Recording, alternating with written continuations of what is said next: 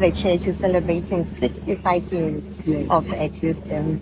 We just want to understand, or Zimbabwe wants to understand, what is the impact that Zaoga has made in the country in terms of mission work? Oh, wherever you go, you see Zion.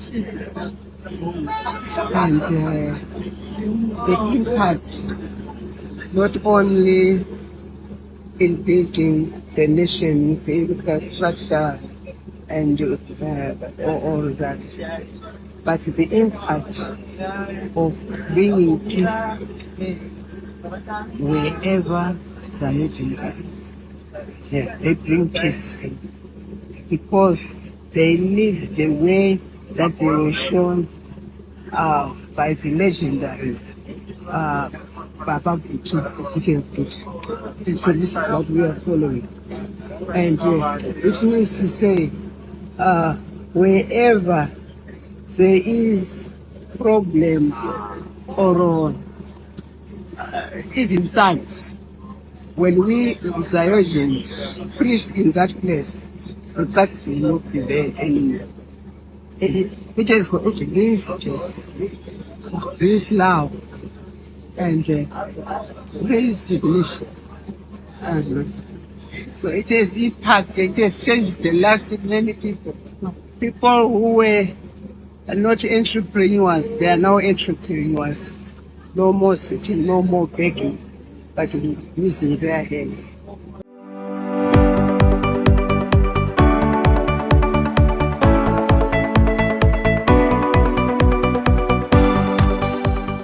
Okay, let's dig into this. We've got a really interesting development coming out of Zimbabwe.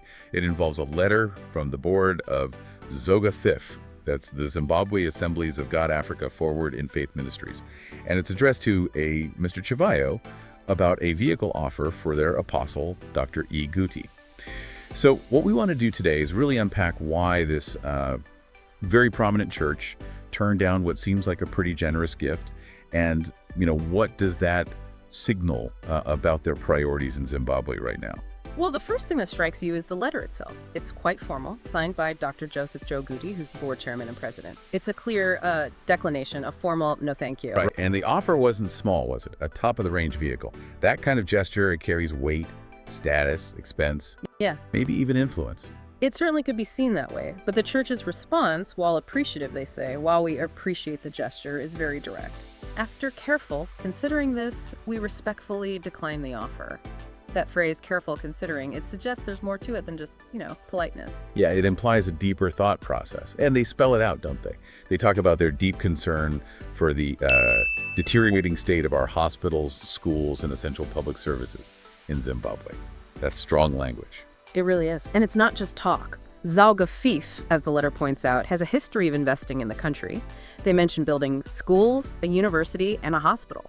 So they have runs on the board, so to speak, in terms of community development. Absolutely. They're kind of putting their money where their mouth is. Yeah. So declining this expensive vehicle fits that pattern. They explicitly say they believe the resources could be better used elsewhere. Precisely. They say resources extended to individuals could instead be channeled toward restoring dignity to the suffering masses of Zimbabwe. That's a very stark contrast they're drawing. Individual luxury versus collective need. It really highlights their focus. And they seem quite keen to head off any misinterpretation, all right? They specifically state the decision is not politically motivated. Yes, that's crucial. They frame it purely in terms of humanitarian need. It's about an urgent desire to see our nation's most vulnerable citizens receive the support they desperately need.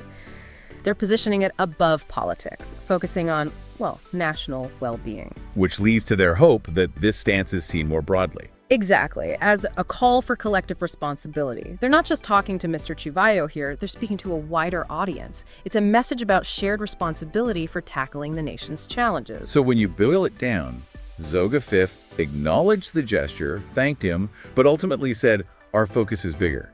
It's about the nation's urgent needs, public services, the work we're already doing, not individual perks. Yeah.